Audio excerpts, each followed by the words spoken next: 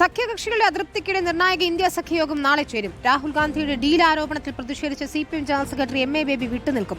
ജാർഖണ്ഡിൽ കോൺഗ്രസ് ഏകപക്ഷീയമായി രാജ്യസഭാ സ്ഥാനാർത്ഥിയെ നിർത്തിയതിന്റെ അമർഷത്തിലാണ് JMM. അഭിപ്രായ വ്യത്യാസങ്ങൾക്കിടയിലും സഖ്യം ഒറ്റക്കെട്ടായി മുന്നോട്ടു പോകുമെന്ന് കോൺഗ്രസ് അറിയിച്ചു. പലപ്പോഴായി കോൺഗ്രസ് സ്വീകരിച്ച നിലപാടുകളാണ് ഇന്ത്യ സഖ്യകക്ഷികളുടെ അതൃപ്തിക്ക് കാരണം. തെരഞ്ഞെടുപ്പ് കാലത്ത് കേരളത്തിൽ രാഹുൽ ഗാന്ധി ഉയർത്തിയ CPIM BJP ഡീൽ ആരോപണം സഖ്യമര്യാദയുടെ ലംഘനമെന്ന് CPIM. അതൃപ്തി അറിയിച്ച CPIM general secretary MA Baby ഖർഗെയ്ക്ക് കത്ത് നൽകിയതിന് പിന്നാലെ ബേബി യോഗത്തിൽ നിന്ന് വിട്ടുനിൽക്കും. പകരം രാജ്യസഭാ MP ജോൺ ബ്രിട്ടാസാകും യോഗത്തിനെത്തുക.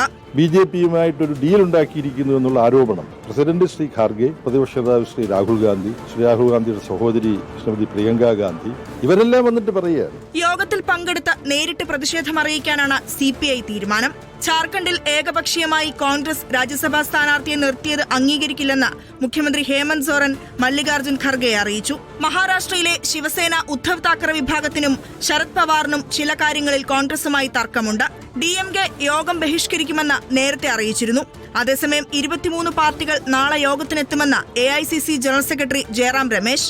യോഗത്തിൽ പങ്കെടുക്കാനായി മമതാ ബാനർജി ദില്ലിയിലെത്തി. വർഷങ്ങൾക്ക് ശേഷമാണ് ഇന്ത്യ സഖ്യ യോഗത്തിൽ മമത നേരിട്ട് പങ്കെടുക്കുന്നത്. റിപ്പോർട്ടർ, ദില്ലി.